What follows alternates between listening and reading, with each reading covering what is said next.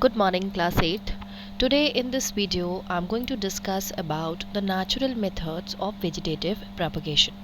Children, before beginning with natural methods, let us revise what we have studied in the previous lecture. In the previous lecture I have told you about vegetative propagation. Vegetative propagation is a method in which the vegetative parts of the body are involved in the production of new plants. Means new plants are produced from the vegetative parts of the body like stem, roots, leaves and buds. And the new plants obtained are the exact copies of the parent plant. Children, there are two methods of vegetative propagation, natural methods and artificial methods. Natural methods occurs naturally, whereas the artificial methods occurs under the influence of human beings. So children, let's start with natural methods of vegetative propagation. Natural methods occurs naturally and during favorable conditions. The first one which we are going to study here is by modified roots. Children, here we are going to take the example of sweet potato. Sweet potato roots become swollen due to stored food. Means the roots of the sweet potato becomes swollen due to the storage of the food, and these roots remain underground. If it remains as it is, then in the next season new plants grow from these roots. Children, let us observe this diagram.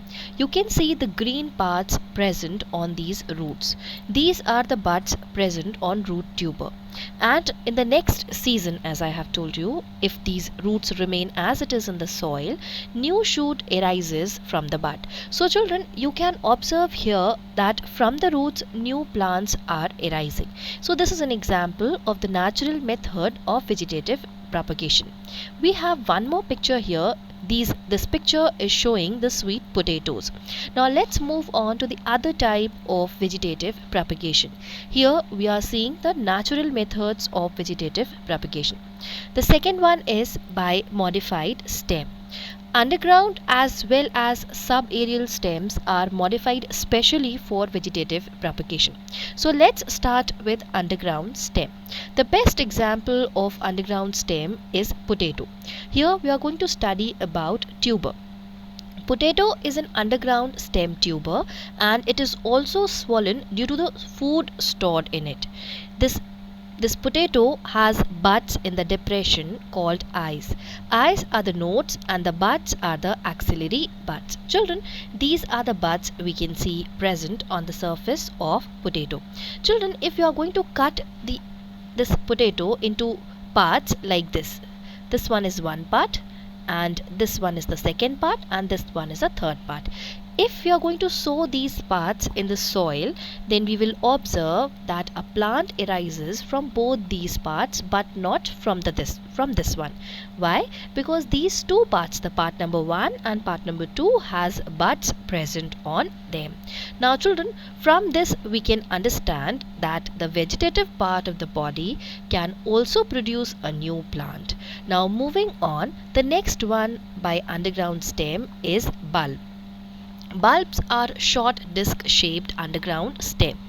It bears fleshy scaly leaves that stores food.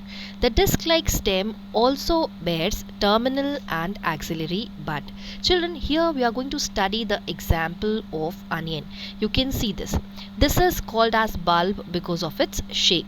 Now children, here is the longitudinal section of onion. This flat structure is called as a disc and it has axillary as well as terminal bud. This one is terminal bud. I'm again writing here. This one is the terminal bud and this one is the this one is the axillary bud. Now children, these are the fleshy scaly leaves present on the bulb. So present on the disc. So children, this is about the bulb. Now moving on to the next one by rhizome. This is also an underground stem. These are branched underground stem that swells up due to storage of food. It bears bud which grow into aerial shoots and form new plants. This means that the buds present on the rhizome grows into a new plant. Now moving on to the next one. This is a picture of a rhizome. The next one is by corm.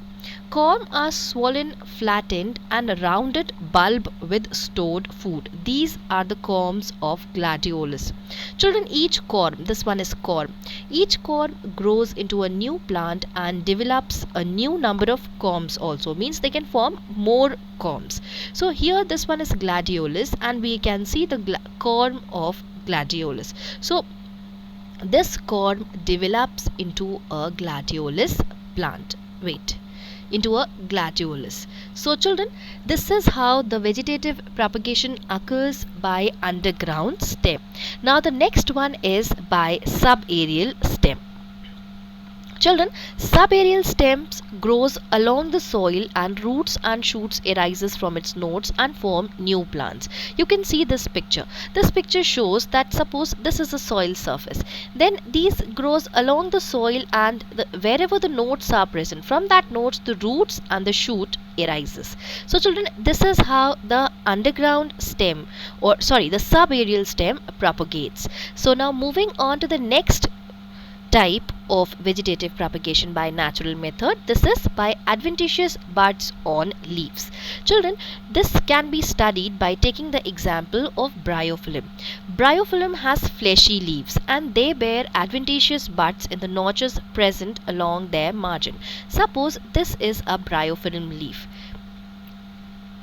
Then here the notches are present and on these notches the buds arises, and as this leaf fall on the ground in the soil, then each bud develops into an independent plant. So children, this is how the vegetative propagation occurs by leaves. So let us revise what we have studied in this video. Moving back. Children, I have told you the different methods of natural vegetative propagation. It occurs naturally and during favorable conditions. The first one was by modified root. We have taken the example of sweet potato and we have seen that how from the roots the new plants arises. Then I have told you about modified stem. Here we can see that the plant propagates by underground as well as by subaerial stems, and we have seen an underground stem about tuber. We have studied the example of potato. Then by bulb, example onion. Then by rhizome, I have told you about ginger.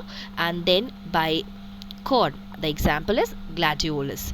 Then by subaerial stem we have seen that the stem grows along the soil and from its nodes the roots and the shoots arises to form new plants. So children, this is how the plant propagate by stem.